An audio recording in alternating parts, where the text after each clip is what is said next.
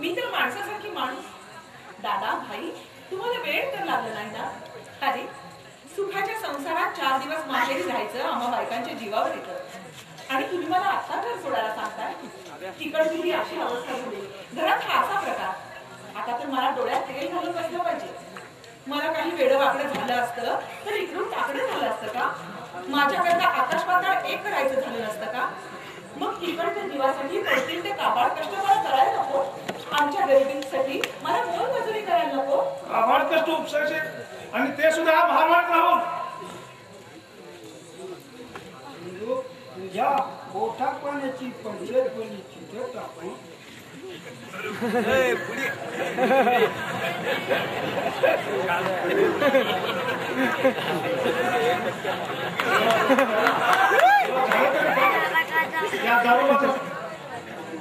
काबाड कष्ट उपसलं. कुबेराला कर्ज देण्यात का धर्म तुझा हा बाप कोसळ त्याला कशाला थोपवून जाणार नाही तुला डोकराला भाऊ आणि तू एखाद्या देवाला जाणू असं. हा खबरदार, या घरात या पायासमोर माझ्या समोर मी तुला असला अमंगल बोलू देणार नाही. पतिव्रतेच्या कामाची ती अमर्यादा आहे. जा, बाप भाऊ माझ्या जगात कोणी नाही. पतिव्रतेला नाती नसतात.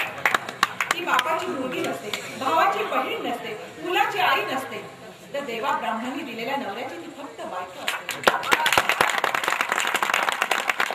ज्या दिवशी माझं लग्न झालं त्या दिवशी तुमची मुलगी तुमच्या घराला मेली आणि नव्या नावाने मी या घरात जन्माला आले.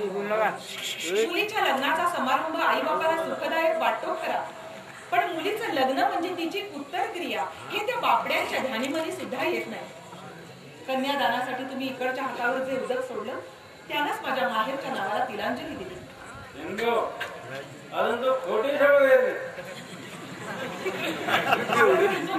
माझ्या गळ्याची शपथ आहे.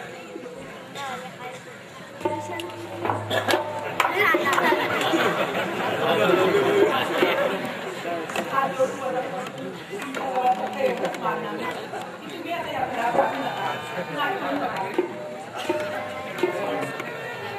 माझी अगदी तरी या पायाच्या छायेत असले म्हणजे माझ्या आजूला कळी काळाची सुद्धा भीती नाही. काळजी घे. येते ही खोटी शपथ घेतली नाही.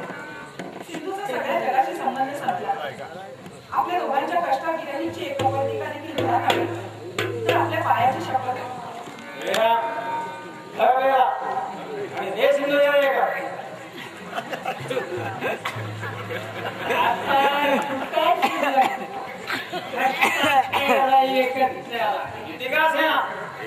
सिंधू बस झाला एकच करा.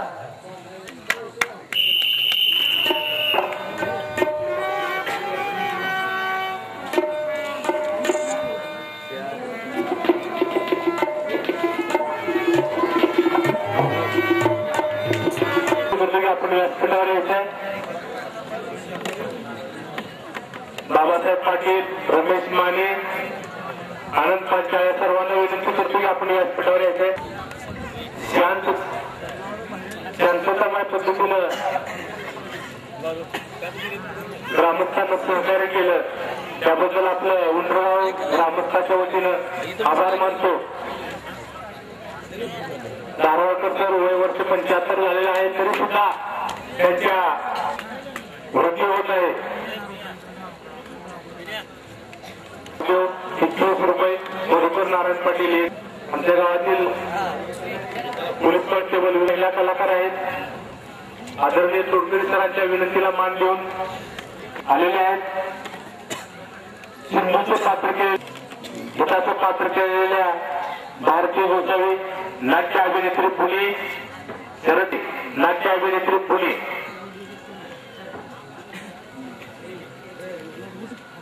या तिन्ही भूमीला विनंती करतो की आपण व्यासपीठावर यावं. नाट्य रसिकांना विनंती आपण त्यांचं जोरदार टाळ्या वाजवून स्वागत करावं.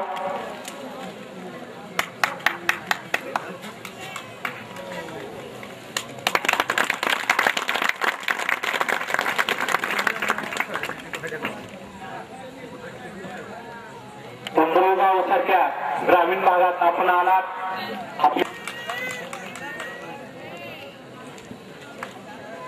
सिंधूचे पात्र केलेल्या आदरणीय ताई सौ सुनीता अवचट नाट्य अभिनेत्री व शास्त्रीय गायिका पुणे यांचं स्वागत कंपनीचे मॅनेजर मुनिवर मोरे करत आहेत. गीताचं पात्र केलेल्या भारती गोसावी नाट्य अभिनेत्री पुणे यांचं स्वागत मॅनेजर करत आहेत. शरदचं पात्र केलेल्या माधुरी कानेरे नाट्य अभिनेत्री पुणे यांचंही स्वागत मॅनेजर करत आहेत. आदरणीय सुनीताताईंना मी विनंती करतो की त्यांनी आमच्या ग्रामीण भागातील प्रेक्षकासाठी फक्त 2 शब्द बोलावे.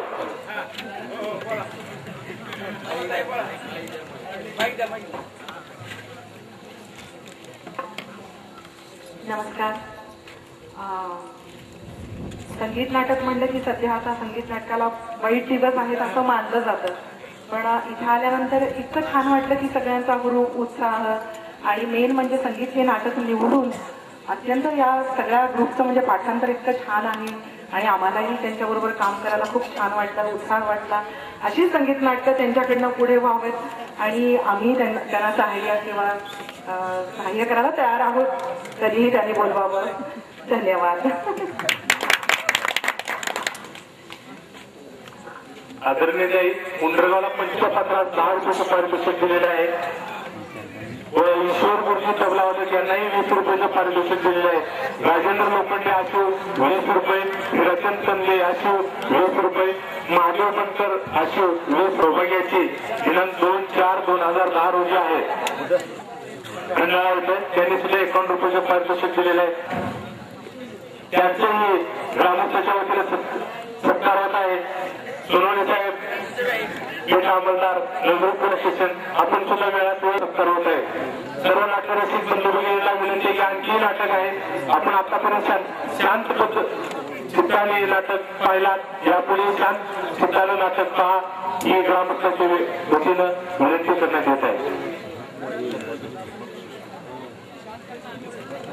आतापर्यंत श्री धारवाडकर सर आणि ईश्वर गुरुजी यांना आपण भरपूर पारितोषिक दिलेलं आहे.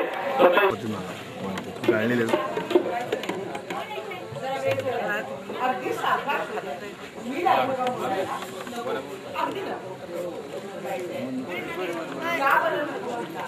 मी थोडासा हातभार लावतो म्हटलं की लांबीच बोलता तुम्ही आमच्याकडे थोडं न करता आहात. तुला गाव पायाखाली घालून आपल्याला थोडं कागद बोलायचं काम करून येतात. आम्हाला थोडे उपकार असं कोण कोणासाठी राबत असतं. तुम्ही असं उपाशी सापाचे काम करायचं आणि आम्ही जवळ बसून नुसती डोळ्यात पण करायचं. अशानं माझ्या जीवाला काय बरं वाटतं.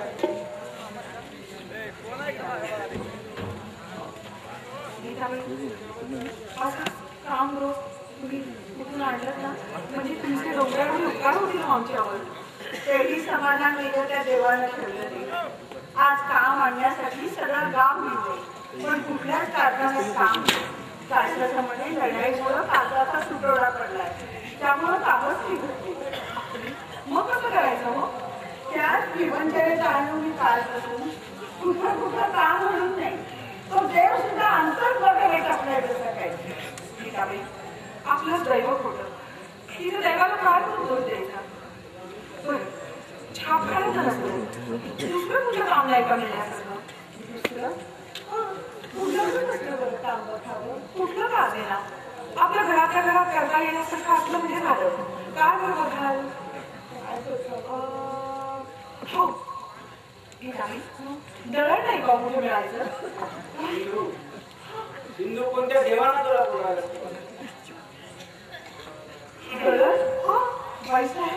दळण्याचं काम तुम्ही करणार. अहो नवकरून नारायण तुमचे वडील लक्ष्मीची साडी पाठ केला, तुमचा उभा जन्म गेला आणि तुम्ही हे असलं काम करायचं. अर्ध्या गावावरून लक्ष्मी उठून गेली आणि आपल्या हाती कवड्या राहिल्या. आपल्या हातगुंड्याला कोण काय करणार. एरवी हौस का होती मुलाला. ज्यांचं ते बघायला समजलं होते, पण देवाघरी चोरी केलेली त्यालाही जास्त मनी योजली. अहो दळण्याचं काम सोपं असतं. फुलवण्याच्या बायका एवढ्या धडधाकट, पण त्या देखील उभी होतात.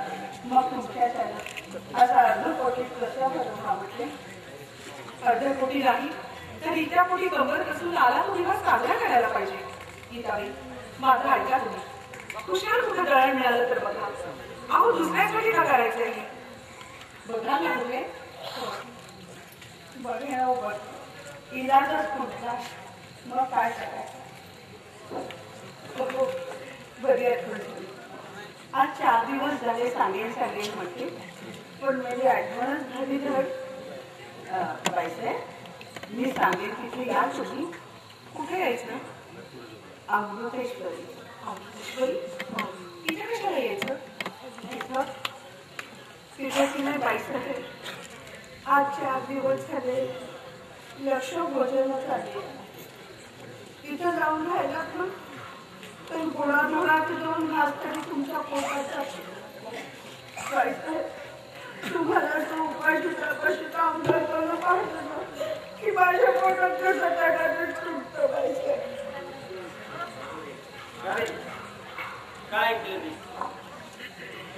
या उदाहरणाच्या पण थोड्या वेळेच्या मुलीनं सिंधूच्या रव्याला ठेवली सुधारणा काय तुझा हा संसार धिक्कार तुझ्या व्यसनाला आणि पुरुषात जायचं ना जाय ना. अगो येऊ का तुमच्या डोळ्यात पाणी. बाईसाहेब माझ्या मनात काही नव्हतं. मी आपली सहज भोळ्या भावाला बोलून गेले. खरं सांगते बाईसाहेब माझ्या मनात काही नव्हतं. मी भोळ्या भावाला बोलून गेले. मला काय कळलं नाही माझ्या बोलण्यानं तुमच्या मनाला एवढं वाईट वाटेल. मला नाही वाईट वाटतं. अशा तुम्ही फसायची मग डोळ्यात पाणी काढलं. गीताबाई, माझ्याही मनातून यायचं होतं. हो पण हे जुने राड करून 4 चौघात कसं बरं यायचं म्हणून मला वाईट वाटलं. हत्तीच्या एवढंच ना मी आपली घाबरले हो. म्हटलं कुठं काय बोलायला गेले कुणाचं. गीताबाई, वेड्या तर नाही ना तुम्ही? अहो तुमचं पातळ मला फिटर नाही का व्हायचं? हे पहा, त्यापासून काही अडलं नाही. गीताबाई, दंडाचं पाहून लागून मिळालं तर पाहून हो पाहून. काय म्हणाला तुमच्या देह स्वभाव. 7 जन्माच्या पुण्यमठांनी देखील तुमच्या पायाचं तीर्थ घ्यावं आणि आमच्या घरच्यांनी दारू सरकार तुमच्याबद्दल अभद्र बोलावं. तो देव मेला कुठं दडी मारून बसलाय का दारू मी रुसप्यालाय. हे मी यांच्या जीवात झडू कशा जात नाहीत म्हणते मी. आपण बायकांनी असं बोलावं का? अहो नवऱ्यामध्ये देवासारखा. अहो देव कसले देव. अहो हे दारूबाज देव. आणि गटाराच्या गंगेत व्हायचे तर उद्या आणखी कुठं लोळायचे. असं तोंडाला येईल ते वेळ वाकडं बोलू नये. देवा ब्राह्मणाने दिलेला नवरा कसं का असेल? त्या देवानेच मी आताशा लाच सोडली. बाईसाहेब तुमची लुगडी धुवायला सांगा. एकदा सोडून 10 वेळा धुवी. पण ह्या असल्या कामात नका माझ्या तोंडाला हात देऊ. अहो या असले नवरे जाळायचे काय. एकाच्या अंगी पकडून काळीचा आणि हे म्हणे देव. असल्या देवांची नित्य नियम खेटल्यानं पूजा करायला. तो देव माझ्या हाती सापडताना तर त्याचा कान धरून तुमच्या समोर आणून उभा केला असता आणि विचारला असता त्याला, अरे बघूया माऊलीकडे आणि सांग मला पोराबाळांनी भरल्या घरात अशी ओतायला काही दारू निर्माण केली आहे. बाईसाहेब तुम्हाला येतो माझा राग, पण मी आहे आपल्याशी सर. तुम्ही याच्या सीता सांगितली सारख्या काय होश ठेवली हो दादासाहेबांनी तुमची. इतके शिकले सवरलेले पण यांचं सगळं शहाणपण बाटलीतून जन्माला यायचं.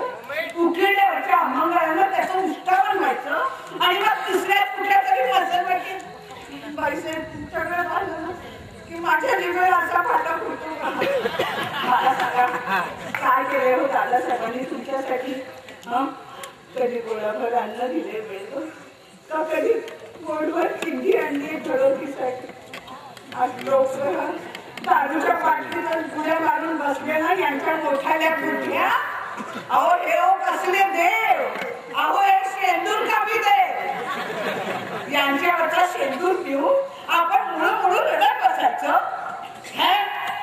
उद्या मला जर कोणी राज्य दिलं ना तर मी सगळ्या बायकांना ओरडून सांगेन, नवरा दारू पिऊन आला रे आला की सरळ त्याला डाव्या लोखंडाला गोठ्यातून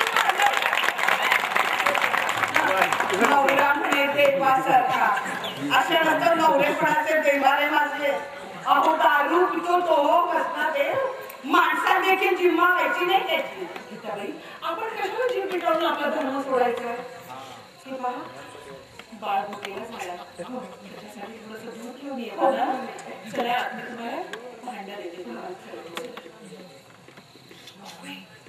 इथं उभा असायचं, गीताबाईचं सगळं बोलणं ऐकायचं झालं वाटतं.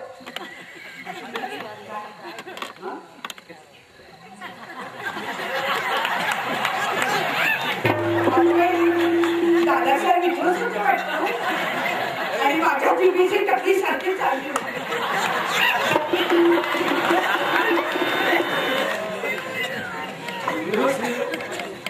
क्या थोर मला किती लागते बंद का दारूच्या धुंदीने बहीण निघलेला माझा जीव.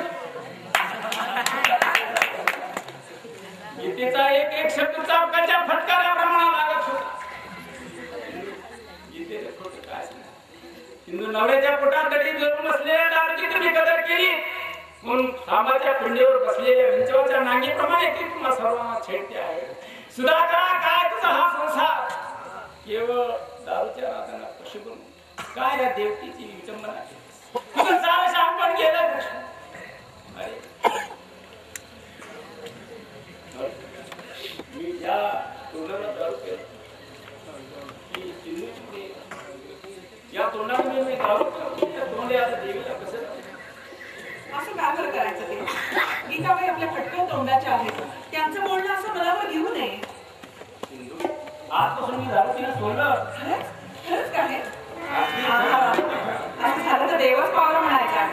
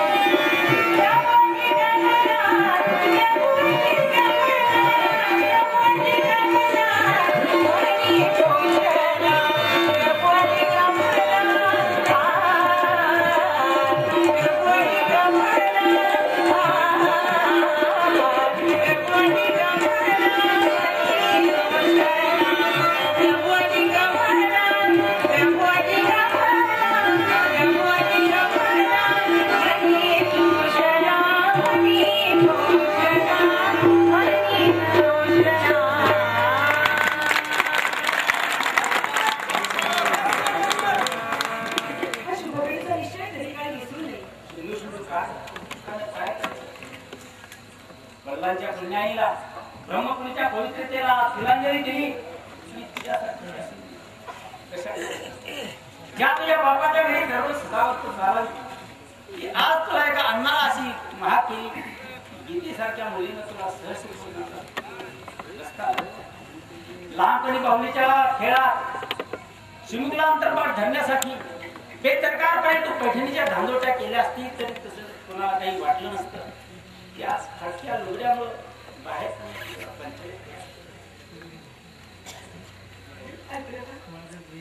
मी नाही आपल्याला असं आता वेळोवेळी बोलू द्यायची. सोडायची झाली ना आजपासून. मग गेल्या गोष्टींनी जीव कशाला बरं कष्टी करून घ्यायचा. गेलं ते गंगेला मिळालं. अजूनही सगळं सोन्यासारखं होईल. एकदा मनाचा निश्चय केला तर आपल्याला काय बरं कमी आहे. करायचा निश्चय काय कायम अगदी कायम. बाळाची शपथ घेऊन सांगतो की आजपासून दारू घट. माझी भोक्याची सणा गेली असली तरी काही हरकत नाही. त्या वजनदार स्नेहाकडून कुठेतरी नोकरीची व्यवस्था पाहतो. आता हा सुधाकर तुझ्या एका शब्दाबाहेर सुद्धा जाणार नाही.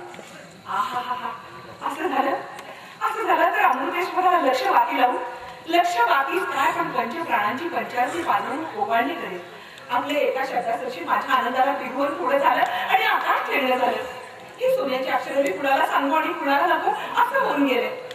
थांबा, मी आपल्या चिमुकल्या बाळाच्या जीवाला ती गान गोष्ट सांगते. चला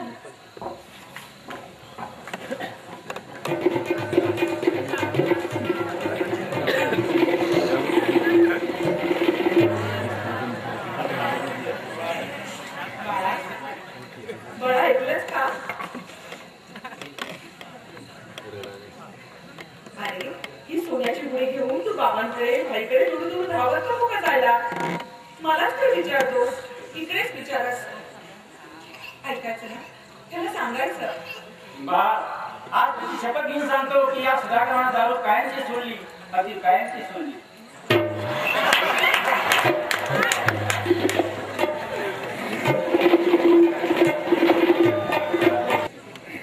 सुंदर परंतु निर्दोष वस्तूकडे ओशाळेपणामुळं त्याच्याकडे पाहण्याची सुद्धा नाही. अगदी लहानपणी 20 वर्षा एका इंग्रजीच्या गोष्टीत 20 वर्षानंतर अखंड लोकेतून जागा झालेल्या एका मनुष्याची जगाकडे पाहत असताना जी विचित्र परिस्थिती वर्णन केलेलं आहे तिचा मला अनुभव अगदी अनुभवच पडतो. या बागेकडेच काय पण या समाजाकडे बघताना सुद्धा माझं या सजळ समाजातून या दारूसारख्या दुष्ट नादानं त्या सजळ समाजातून बरोबरच्या माणसातून अगदी बरोबरीच्या माणसातून आता हे काळातून घेऊन या सुंदर जगात माझी नेहमीची जागा मला दारूच्या धुंदीनं अंधूर झालेल्या डोळ्यांना माझी आवडत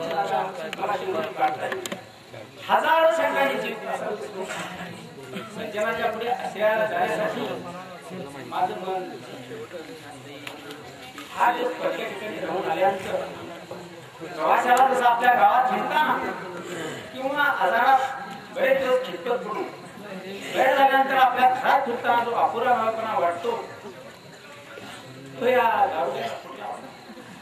पण पहिल्याला प्रियजनाच्या उत्कंठा प्रियजनाच्या भेटीची उत्कंठा आणि दुसऱ्याला पुनर्जन्माचा जो आनंद देतो तो या दारूला आता कुठला अजून इकडं कुणी कसं काय दिसत नाही.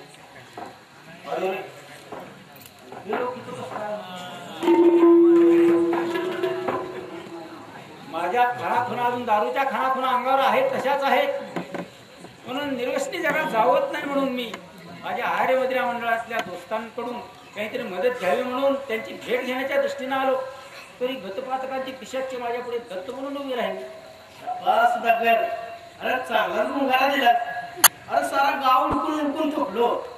मध्येच म्हणलं कुठं तंत्रीला पण समाधान झाला की काय बंद झाली. काय बैठका पालच्या घातल्या चुकला फकीर. मशिदीत सापडायचं म्हणून सारे गुप्तेगी पालथे घातले. गुप्तेच पालथे घातले वाटले नाही.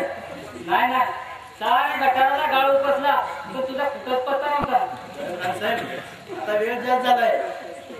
सुधाकर, कैरामची तब्येत बिघडत चालल्यामुळं त्याच्या भोवती जागरणासाठी जागता सप्ताह बसवायचा आहे. हा कार्यक्रम करण्यासाठी प्रत्येक केव्हा चला कैरामचा प्राण होता असला तरी मला यायचं नाही.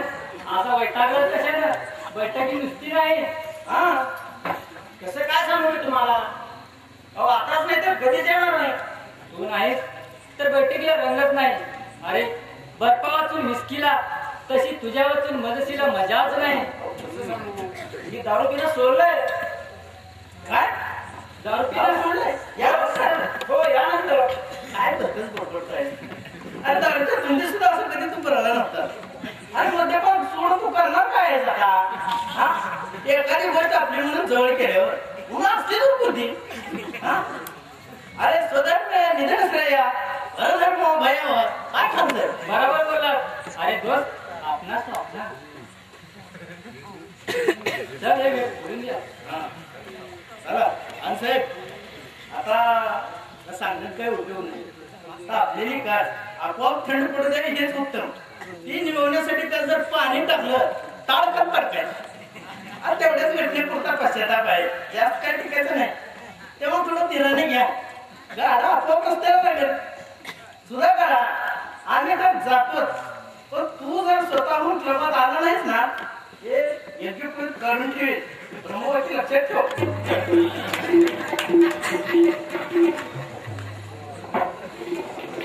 दारूच्या घटाला त्यांच्याकडून बात आलो. पण याला तरी दोष द्या काय? जळालेली उल्का मातीत मिसळून दगड धरण्याच्या पंक्तीत बसते. त्यावेळेला तिचा दोष तिच्या स्वतःच्या अधपतात आहे. पण त्यांच्याबद्दल बोलणे पण तसंही नाही. या दोघांची सारी विशिष्ट माझी मला समजली. दारूच्या केवळ दुष्परिणाम ती भयानक परिस्थिती. अरे अशी माझी दशा व्हायला किती भयंकर दशा. बुद्धिमत्तेच्या तीव्र अभिमानामुळे मी कधी बरोबरीच्या माणसाच्या हातात हात देण्याची कधी कदर केली नाही. तो आज ह्या दारूच्या समुद्रातून बाहेर पडण्यासाठी त्या दारूच्या काठावर बसलेल्या एका नालायक माणसाच्या पायाचा आधार घेण्यासाठी मी धडपडतो आहे. नमस्कार.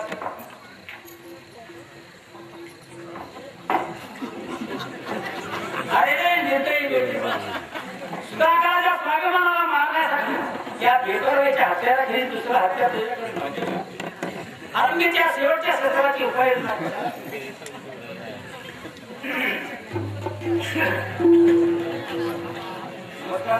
काय पिढा आहे पा हे अवलक्षण कशाला पुढे उभा नाही पा. या ठिकाणी दरवाजा बरोबर उघडपणे कुणी पाहिलं तर चहाचा अंगावर शिंतोडी उडायची. आता ही पिढा काळाची कशी. माझं आलो गेलं तर 30 पावलं मागं फिरावं. विधवाळी आली तर जागी स्वस्त बसावं. आपलं पोर आपल्या आलं तर कापून काढावं. पण आपलं पाप आपल्या आलं तर त्याची कशी मागे गेली याचा कुठल्याही शास्त्रात खुलासा केला नाही. हे 4 शब्द बोलून हा वाटेतला भोगा दूर केला पाहिजे. अरे कोण ड्रायव्हर? अरे वा आनंद झाला. आपल्याशी मला 2 शब्द बोलाय. सध्या मी जरा गडबडीत आहे. याच्या पाठी संभावित पहिल्याने केलेला उघड असणारच करून उभ्या जगाला प्रामाणिक हसण्यानं माझा तिरस्कार केला. सुद्धा हरामखोर हसण्याला माझ्या हृदयाला जो घात बसला तो बसला. हा 3रा प्रसंग आहे. अपमानाच्या एकामागून एक पायऱ्या सहन करण्याचा जणू मी प्रयत्न आधारच केला. नमस्कार. माझं नाव सुधाकर. सुधाकर? अरे नाव सुद्धा ऐकल्यासारखं वाटतं. काय म्हणाला? आपलं नाव काय? माझं नाव सुधाकर. तुमच्या आणि माझ्या या अगोदर कित्येक गाठी कुठे पडलेली आहे. आर्य मंत्र्या मंडळाच्या वेळी माझ्या वाईट परिस्थितीमध्ये तुम्ही मला मदत करायची घोषणा केली. रावसाहेब मी आज फार म्हणून मी तुम्हाला हात जोडून मागणं वाटतो. तुमच्या त्या वचनाची आठवण करून देण्यासाठी बेश्रम मनुष्या भरत्या गोष्टीची भरत्या ठिकाणी आठवण करून द्यायला तुला लाभ वाटत नाही मोठा. पहिल्या वेगळ्या ओळखायचं केलं होतं तेवढ्यावरून तू खरं तर सावध मला पाहिजे होतं. दारूच्या बैठकीत दिलेलं वचन आणि केलेल्या ओळखी ही सारी दारूच्या काचेच्या फुटलेल्या केल्याप्रमाणे. कारण का ती दारूबाज दोस्ती अशी जर उजळात उजळ माथ्यानं वरून लागली तर तुझ्याप्रमाणे माझी सुद्धा आपलं जायला मागे पुढे पडणार नाही. जा यापुढे मी तुला असं ठराव करणार नाही. जातो मी.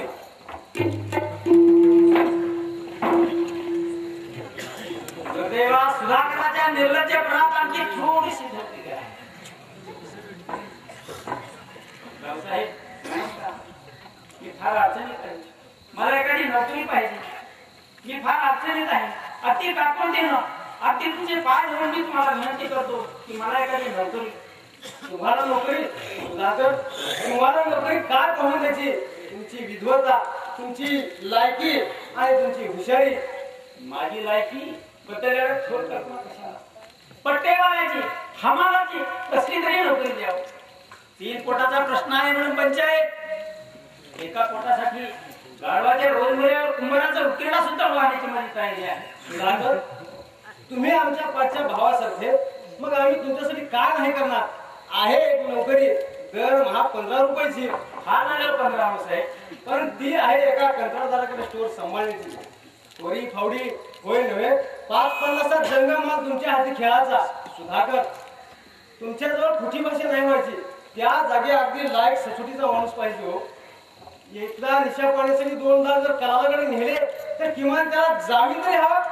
मग माझ्यासाठी जामीन द्यायला हवा साहेब. आता काय सांगावं सुधाकर, तुम्ही आमच्या पाठच्या भावासारखे, तुमच्याजवळ स्पष्ट बोलायचं आहे. हे बघा, तुम्ही बोलून चालून व्यसनी, तुमची जामीनकी म्हणजे धोत्राच निखारा बांधून हिंडायचो. तुमची लायकी, तुमची जामीनकी दारू म्हणजे नशा पाण्याची दारू. हे पहा सुधाकर, तुम्ही आमच्या पाठच्या भावासारखे, तुम्हाला सांगायचं या ठिकाणी, दारू म्हटलं की माणसाची पत गेली, शेवटी नाचकी झाली. दरवाजात कुणी उभा करायचं नाही, खऱ्या कळवळीचं कुणी भेटायचं नाही. सुधाकर, तुम्हाला मी हात जोडून सांगतो की दारू सोडा. बरं, आता वेळ झाला भरपूर, जातो मी आता. पाण्याची आता मदत ताकद नाही. रात्री प्यालेली दारूची घाण अजून ज्याच्या तोंडाभोवती घोटाळची आहे त्यानं मला दारू सोडण्याचा उपदेश करावा. जोड्याला उभं राहायची त्याची लायकी नाही, त्यानं माझं जोड्याला बोल करावं. कवडी किमतीच्या कंगाराने माझी पहिल्याने पायमल्ली केली की तुम्हाला सहानुभूती, माणसाची सहानुभूती कशी मिळेल? दोस्तांनी लाथारलेले हे थोबाड आता कुणाला कसं लागतं? माझं उपासी बाप, काबाड कष्ट बसणारी सिंधू यांच्यापुढे कोणत्या तोंडानं जाऊन बसतात? बेकूफ बाप, नालायक नवरा, माती मुलाचा मनुष्य, तंबीचा दारूबाज, देवा देवा सुधाकराला कशाला जन्माला घातलंस आणि कशाला घेऊन ठेवलंस? त्यापेक्षा लातेनं दूर का झुडकून देतो. आता मी काय करू? मी कोणत्या रूपाने मृत्यूच्या वेळेला मिठी मारू? सुदृढ मनाला सुद्धा मृत्यूसाठी त्याकडे भीती वाटते. मग दारूबाजाला एवढं धाडस कुठलं? दारूबाजाच्या ओळखीचा एकच रूप दारू. जीवाचा जाचण्या बंद करण्याला दारूशिवायचा दुसरा मार्ग नाही. मुलासकट माणुसकीला, सिंधूसकट संसाराला, सद्गुणासकट सुगाला, जगासकट जगदीश्वराला, या सुधाकराच्या निर्वाणीच्या शेवटचा प्रणाम. आता यापुढे एक दारू, प्राण जाईपर्यंत दारू, शेवटपर्यंत दारू.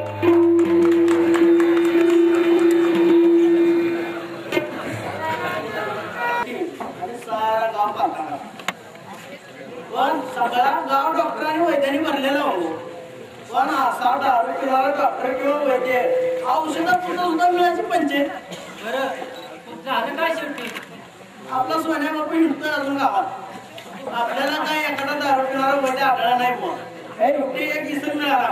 वैद्य तर आहे ना खरं? वैद्य नाही, वैद्याच्या हाताखाली औषधं खायला होता. वैद्याच्या हाताखाली औषधं खायला मजूर म्हणून होता पहिल्याचा. आता त्यानं स्वतःचा कारखाना काढला औषधाचा. म्हटलं अगदीच नाही, त्याच्यापेक्षा ठीक आहे. आता येऊनच त्याने यायचं कबूल केलं आहे. काय सोन्या बापू मिळाले वाटतं दारू पिणारे डॉक्टर आहे? डॉक्टर नाही, नुसते पिणारे. पण डॉक्टरची थोडी माहिती आहे म्हणून मी आला तुमचे किंवा नसतो.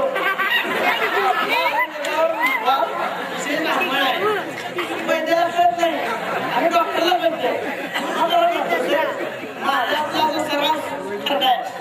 असं तर तुम्हाला वाटतं? तसं नाही. वैद्यापेक्षी आमचा काय आवडता नाही, पण एखादा का होईना खरा बोलतो पाहिजे. जो तो मिळतो त्याचं शास्त्रोक्त चिकित्सा, शास्त्रोक्त औषध, अचूक गुणकारी औषध रामबाण औषध हटकून गुण 3 दिवसात गुण आलेच दाम दुप्पट अंकांकडा सोबत आणि शेवटी आगगाडीच्या डब्यासाठी डोक्याची सूचना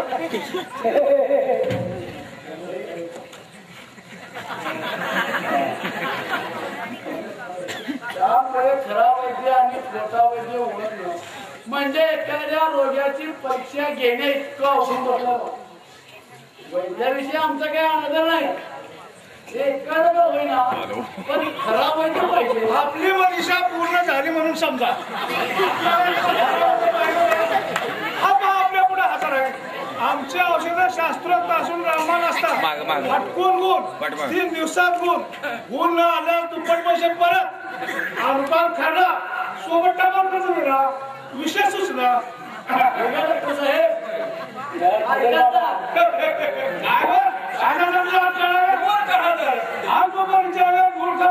दुसरा गाडा असतो. अरे अल्पपरिचयात आपला सारा मूर्खपणा दाखवला, त्यापेक्षाही मूर्ख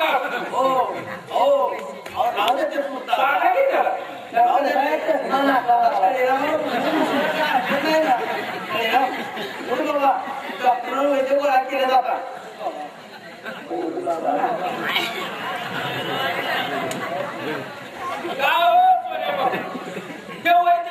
कशासाठी आले? काय शास्त्री बुवा, मी इथं असताना लागण्याची काय जरुरी होती? हे भाव येते ना तुम्हा दोघांचे पण आधी निर्णय आहे म्हणून आम्ही तुम्हा दोघांना मोठा म्हणून गेलाय.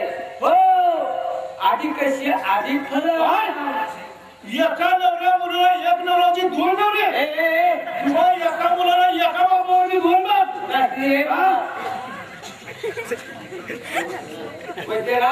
अशी एक येऊ नका. आता आला तर तेव्हा दोघेही सलोख्यानं परिणामाची प्रकृती पहा आणि आता काय औषध घ्यायची घेऊन टाका. झालं.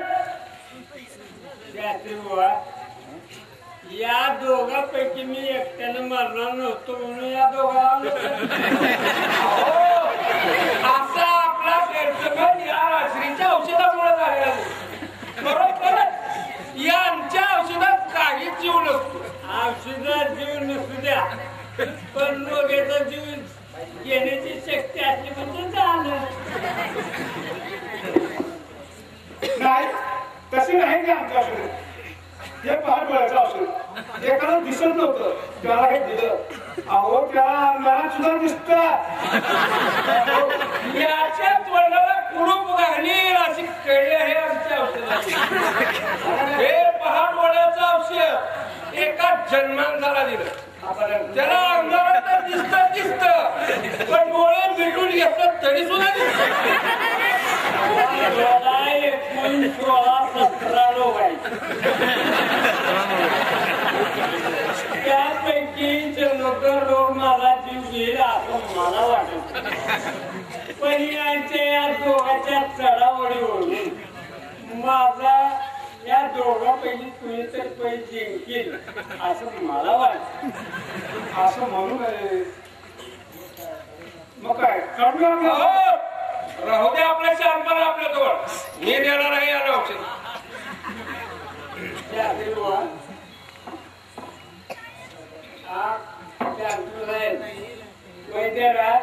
तुम्ही आपसात जर भांडून आपला आपण जीव घेऊ लागलो तर मग माझा जीव कोण घेणार?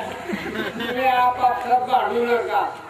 मी माझ्या मरणाचं अर्धा सिरे तुम्हाला दोघांना द्यायला काळा वगैरे तुमच्या या पहा मारा याच दोन वर्गाचा सारा विचार करतो.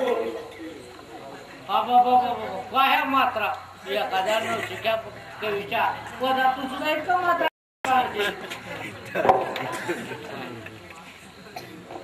ही पहा चूर्ण हे भस्म हे मौखिक भस्म हे स्वर्ण भस्म. काम केल्याच्या शास्त्रात सुद्धा काय दगदग आहे पहा. एखादी हाला निसर्ग करण्यासाठी केसात्वाचे पदार्थ काढले.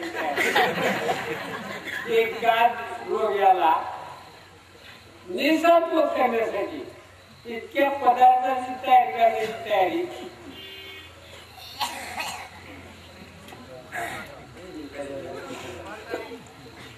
एका देहाला भस्म करण्यासाठी चित्त आले. अहो एकूण वैद्याच्या हाती सापडलेला रोगीचं जीवन सुटणं कठीणच. प्रत्यक्ष लोखंड भस्म करण्याची तयारी, मग असल्या मरक्या रोगाची काय कथा. असं म्हणू नये हो. अहो वैद्य हाच रोग्याचा जीवन मित्र असतो. तरीच रोग्याचा तर प्राण घेतात आणि शिवाय पैसेही घेतात औषधाबद्दल. उगीच तुमचं नका करू, अशी त्याची नाही का हुशार डोळे मिटून घेऊन पुन्हा डोळे मिटतोय. अहो राजासाठी पक्वान्न तयार करताना अगोदर स्वयंपाकाला खावं लागतात. त्याप्रमाणे वैद्याने औषध तयार करताना रोग्याबरोबर वैद्याने औषध घ्यायची वहिवाट असायला पाहिजे होते. मग मात्र असला घातूक माल मसाला तयार करताना वैद्याने जरा विचार केला असता. काय हे औषधाची गर्दी वैद्यावर नाही तो एवढा औषध आहे. मित्र असतो काय एरवी रोग्याच्या जीवाची कोण डगत करणार. अहो सोन्या बापू उगीच काय परकर मारणार यार. वैद्याच्या औषधाने कुठं रोगी बारा व्हायचा. बापाला औषध घ्यावं तेव्हा मुलाच्या पिढीला बोलायचा. पुष्कळ झाला वैद्याच्या औषधाला रोगी जिवंत राहतोच, पण या डॉक्टरच्या बाबतीत मात्र बाप औषधाने बोलायचा आणि मुलगा त्याच्या बिलाच्या हप्त्याने बोलला. आपण आयुर्वेदाची घेताना केली तेव्हा मी एक आयुर्वेदाचा आधारस्तंभ आहे. अरे औषधी कारखान्यात खत चालवायला बघ एवढाच त्या आयुर्वेदाला तिचा उतरा. एखादा वैद्य तरी आहे तू तरी डॉक्टर आहेच वाटतं खरं. अरे डॉक्टरांना देशी औषधं तर माझ्या हाताला लागली होती. तू तर डॉक्टर तर नाहीच नाही, पण एका मोठ्या दवाखान्यात थकलेली बिलं वसूल करण्याचं तुझं तुमचं काम. इतकं हालका लावून वसूल लावून या आयुर्वेदाचा अपमान करतोस. अहो ग्रस्तो तुमच्या असणाऱ्या बोलाचं असल्या वैद्य डॉक्टरी असली मोठ्याने आम्ही कशाला आले. तुम्ही जर इकडून एखाद्या नाश्ते केल्यामुळं या पवित्र नावाची काय संबंध आहे तुमचा. माझ्या नकाशा फटका लावून काय देशात धरणीचं होत नाही. आता आला जा तेव्हा दोघं जे प्रकारची पा आणि काय औषध द्यायचं ते द्या आणि सुखाच्या पावले आपल्या घरी परत निघून जावा. भांडण करता नको आहे द्या काय ना कुठं हो पुढं. डॉक्टर वैद्यराज आता वादन नको उगी. डॉक्टर साहेब तुम्ही याची उठी बाजू वैद्य बोला तुम्ही याची डावी बाजू सांभाळा. काय करावं शास्त्रात उजव्या हाताची नाळी पाहावं असं आहे. इथं आमच्या नाळ्या आकडल्या गेल्या त्यांच्या डाव्या हाताची नाडी पूर्ण छोटासा हात राहिला असता तर काही मजा असते नाही.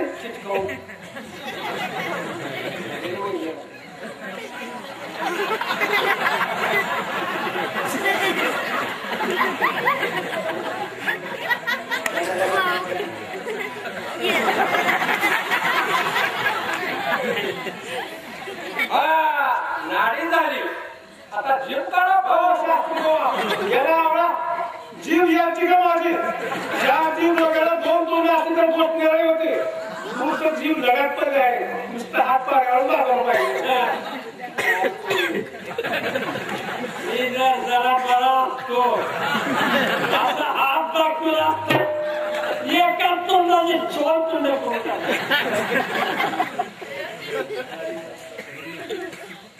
नाडी फार मंद चालत आहे बाबा. नाडी फार जलद जाते.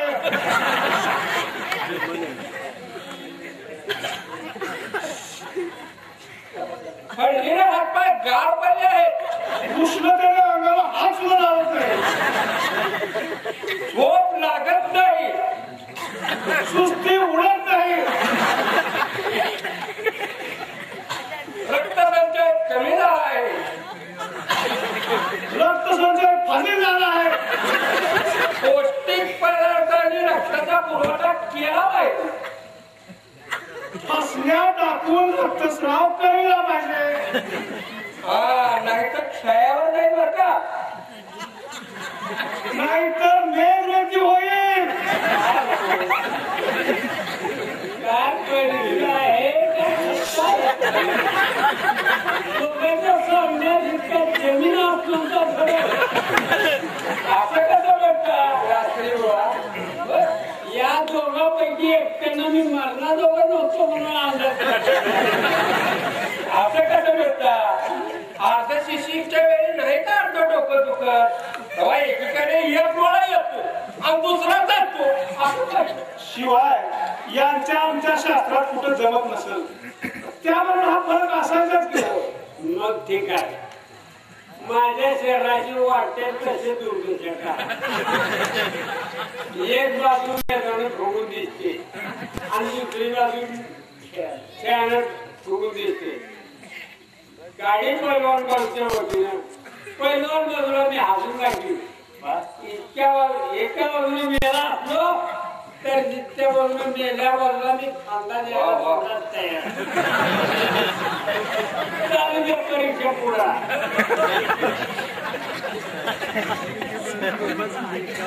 फक्त प्रयत्न साध्य आहे. रोग आम्ही असाध्य आहे. खडखडीत बरा होतो. धन्वंतरी कोण मारला तरी रोगी लागायचा नाही. अरे गंगा इकडे घ्या, तुम्ही तुळशी पातळी घ्या. श्रीराम बोलू का बाबा वैद्याला डॉक्टरला.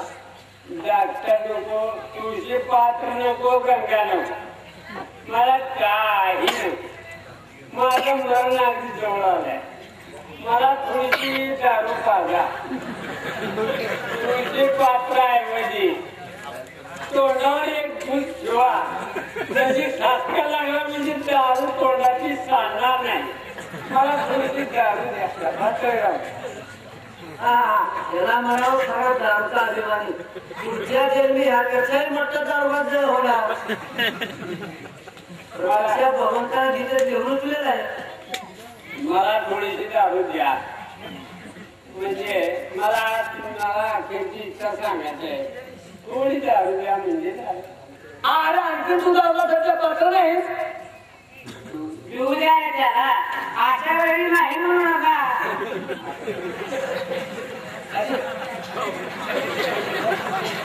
अरे अरे मला दारू सुद्धा निश्चित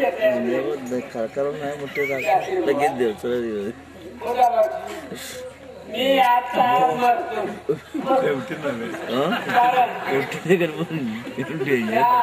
भगीरथला सांगा कैराम दारू पिता पिता मेला. अखेर दारू पिता मेला. त्या प्रेमाच्या पगडी सापडला नाही असं सांगाल ना. अगदी बजावून सांगू. मी मेल्यावर माझ्या घरात दारूचा गुटखा काढा.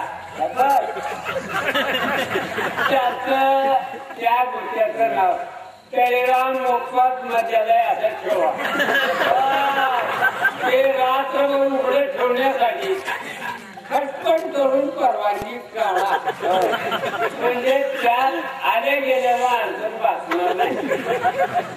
त्या मजालयात आले गेल्याला गोर गरिबाला गो ब्राह्मणा फुकट दारू पाजा. विद्यार्थ्याला निम्मे दराने दारू विका. माझी खरी तरुण पिढीवरच आहे. माझ्या घरातल्या रिकाम्या बाटल्या ग्लास एखाद्या कुटुंब वस्ताल दारू वाला.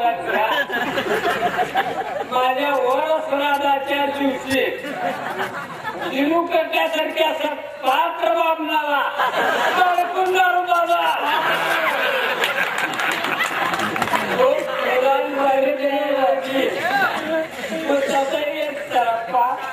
माझ्या नावानं नदी सोडा म्हणजे त्यावर बसून वैतरणी नदी उतरून मी स्वर्गात जाईल. माझी इच्छा पुरी कराल ना तर नाही केली तर मी अशा गोष्टी माझी भूत होईल. माझी इच्छा पूर्ण करणार ना मला मुक्ती मिळणार नाही. वाटेची वेळ करू येणार आणि तुझी इच्छा पूर्ण करू याची तू काही काळजी करू नको. आणि तशातून जर तू भूत झाला तर तुझ्या त्या भूताला ह्या विस्कीच्या बाटलीत भरून ठेव. आणखी काही इच्छा वाटेल त्याच्या नादी लागून दारू सोडण्याची शपथ घेऊ नका. ती शपथ आज टिकत नाही. काही झालं तर आपल्या आर्यमध्ये मंडळाचा अपमान झाला. वाटेल ती झालं तर संस्था बोलू नका.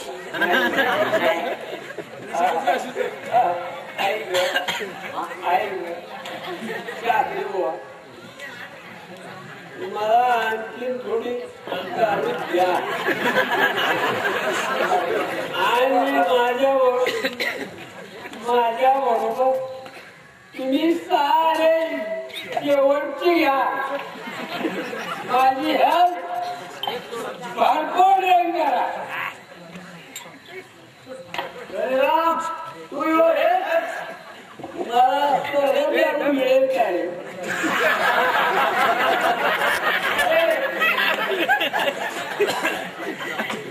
आणखी थोडी दारू एकच द्या. तुमच्या देशाला वाजलं म्हणायचं. अरुण कदम गुरुजी कंपनी 50 रुपये.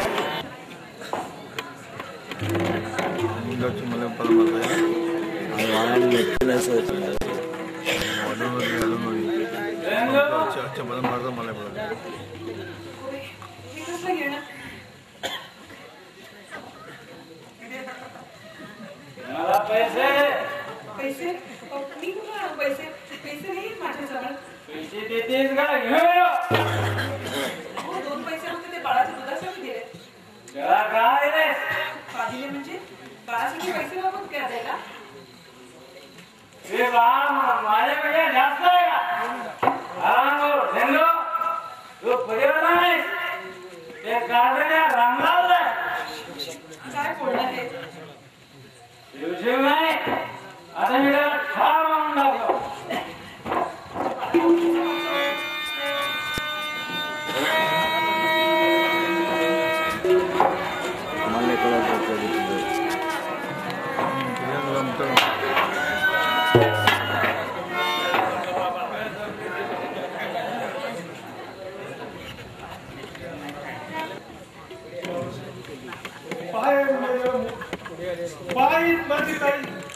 या दिन दुर्गा ध्याचे या दारुणाला कशी अगोदर शिक्षा केली आहे ते असाच पकडा झाला. असं रागावून काय होणार? आंबा आपण बाईला नीट आणि पंच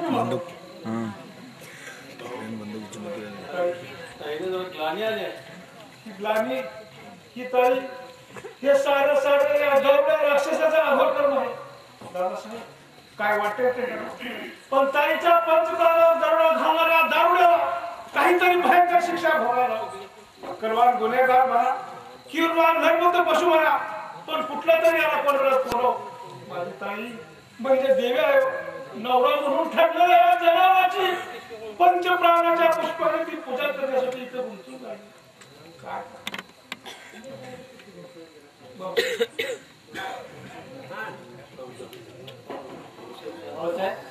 जरा शांत व्हा. तुम्ही असं का बोलला? माफ करा. दगडाचा पुतळा असतो तरी 1.25 हात जीभ बाहेर पडून बोलायला. आता तर चांगला रक्त मासाचा तिचा मंजूर झाला तरी दगड आहे आणि दगड असून सुद्धा मनुष्य बोलाय. याच्याकडे पाहिलं म्हणजे दया माया फार जळून जातात. काय याच्या गळ्याला खास घातला ताईच्या गळ्यातील मन सुटत तरी चालेल.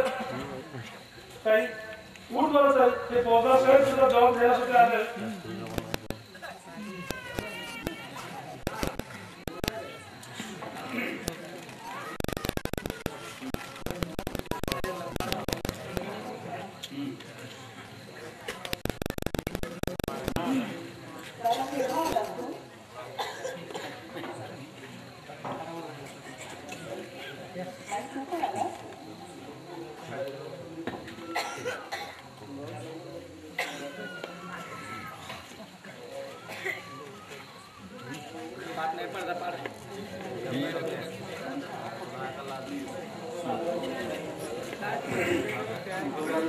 याच्या तोंडात 4 घास घालण्यापेक्षा याच्या पिंड ब्राह्मणाचा एकच घास करून नवीन तोडण्यासाठी आहोत काही बरोबर त्या हळद फळवून काय काय केलं ते सांगू काय विचारायची विचारत आहे बाई यांनी काय काय केलं सांगा ना.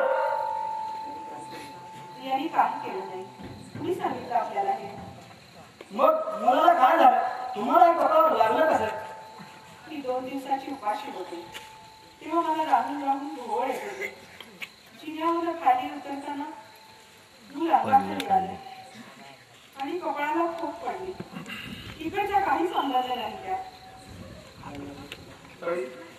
सगळं खोटं सांगताय मग या काठीला नंतर कसं लागलं? मी 2 दिवसाची उपाशी होते. काही एकीत रक्तभले हाताने मी इथपर्यंत आले.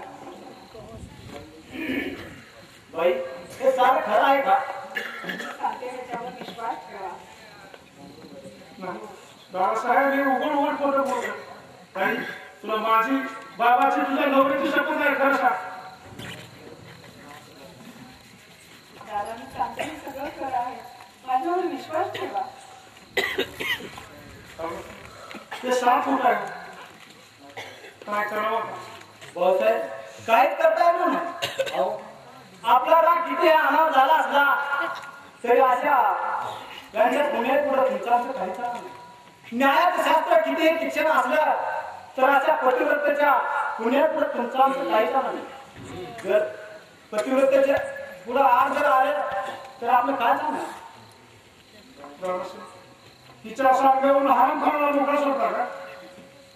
भाऊसाहेब प्रत्यक्ष गंगापूर हात पावण्यावर जात मागून भाव कराय. सिंधुताई शाबास तुझ्यासारख्या आर्या जिवंत आहेत म्हणून या भारतभूमीला आर्यावर नाव शोभत. भाऊसाहेब सिंधुताईसाठी तरी याच्यावर गाठ सोडून द्या.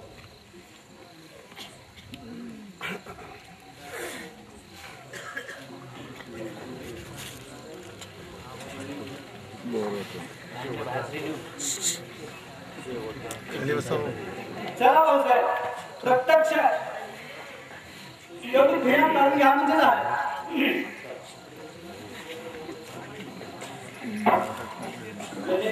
माझे डोळे साफ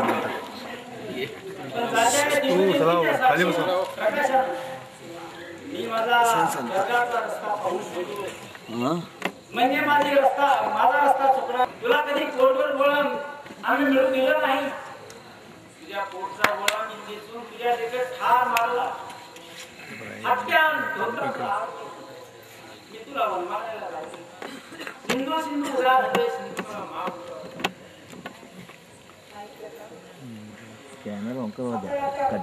जीवाला त्रास करून घेऊ नये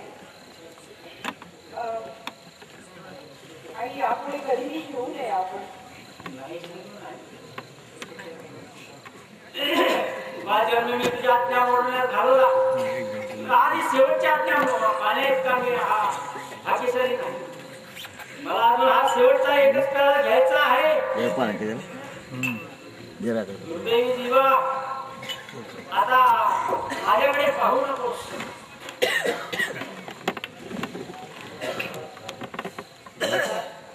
जीवाला सांभाळा. सिंधू रामराम जाव.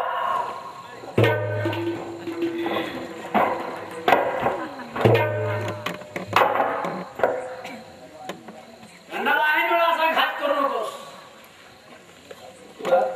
काय प्याला असेल? दारू एकच प्याला. काय दारू? तिने एवढा हळद पार्टी असती दारू? होय रामराव तीच दारू. हिनं माझ्या घराचा अनर्थ केला तीच दारू. हिनं 4 खंडात अनर्थाचं साम्राज्य चालवलंय ती दारू. भीमासारख्या वचेरी शरीराला 72 रोगांचा दवाखाना बनवते ती दारू. जवळच्या नात्याचे धागे पुजून तळाच्या तोडते ती दारू. महापतिव्रताला आपल्या नवऱ्याच्या हातानं बाजारात बसवायला लावते ती दारू. डुकराचं नाव सुद्धा न घेणाऱ्या पाक मुसलमानाला डुकरासारखं खात्याला तोडायला लावते ती दारू. गायत्री मंत्राला पवित्र झालेल्या ब्राह्मणाच्या तोंडाला गायत्रीच्या मासाची चटक लावते एखाद्या पशुप्रमाणे. कुत्र्याला मात्रा गमल्याप्रमाणे प्रत्यक्ष आपल्या जन्मस्थानी अरे बोलू नये ते बोलला. पण या सुधाकराच्या जिभेने कधी दारूचा विकार मानला नाही. तेव्हा काय श्रेयस्वने शब्दाने त्याला काय पाठला.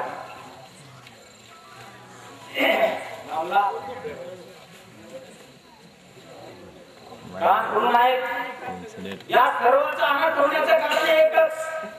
मी घेतलेला एकच प्याला घेण्यापूर्वी जर भावी मद्यपाचा हात धरला तर फायदा. दारूबाद दारूतच मरणार.